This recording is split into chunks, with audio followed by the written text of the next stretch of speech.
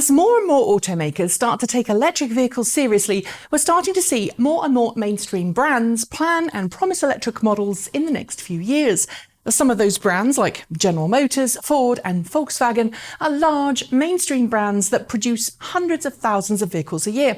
Others are premium brands with more modest production goals, but just as important a part to play in the switch from gasoline and diesel to electric. Porsche, of course, fits in the latter group, making and selling a couple of thousand cars more per year than automakers like Ford churn out in an entire month. For the last few years, it's been busy preparing its first electric car, the 2020 Porsche Taycan, for market launch. Despite being known for its sports cars, however, something that probably helps explain why its first electric car is a sports sedan, Porsche's best-selling cars by far for the last few years have been SUVs, namely its Porsche Macan. Last year, it sold 86,031 examples of its mid-size crossover, helping it break its own personal sales record.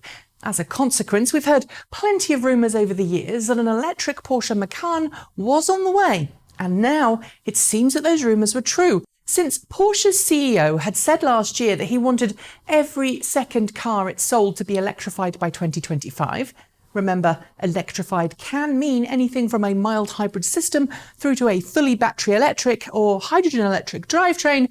It makes sense that Porsche is looking to electrify its most popular car to date. It's not clear if Porsche will be completely ditching the internal combustion engine for this next generation Macan, but I guess for a while an electric version would exist alongside a hybrid and a plug-in hybrid variant, as well as an electric version. And since the first generation Porsche Macan is now getting a little older now, it makes total sense that an electric version would be based on a second generation Macan platform. But what can we expect from this new model, which sources say will hit the market by 2022, which coincidentally ties in with the right time for a model refresh? And what kind of effect will this new electric Porsche Macan have on the automotive market? First, let's deal with the obvious. The Macan, like the rest of the Porsche family, is a performance-oriented vehicle.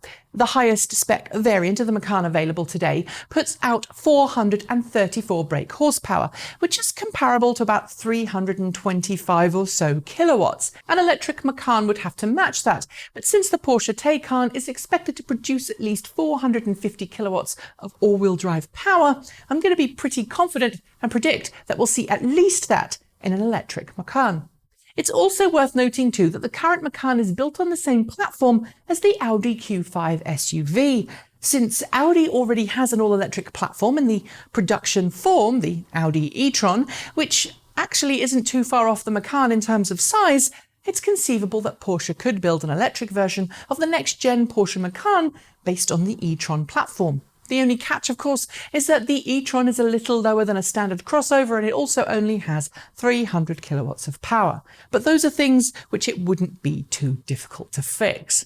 Being a Porsche, it's given that an electric Macan would feature the same CCS quick charging capability as the Taycan, connecting to current generation CCS quick charging stations, but also to next generation 800-volt charging stations capable of adding 60 miles of range in just a few minutes.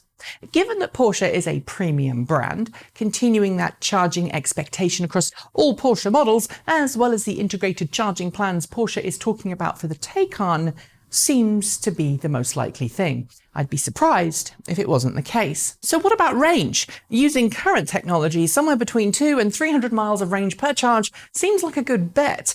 Although for the Porsche Macan to cross-shop against cars like the Tesla Model X, which, yes, is slightly larger, and the yet-to-be-revealed Tesla Model Y, which I predict will cross-shop pretty well against the Macan, Porsche is going to have to offer at least Tesla-like range for some buyers to take notice. Which brings us to the final thing, price.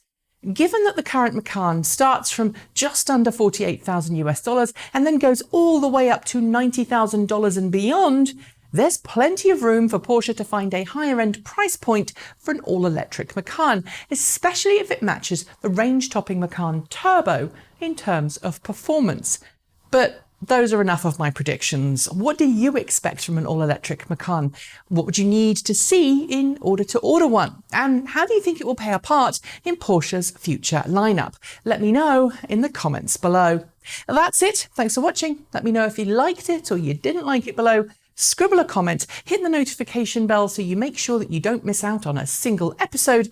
And if you want to support this network and the shows that we make, there are 3 ways that you can do that just in the show notes below me. I'll be back soon with another episode, but until then, keep evolving.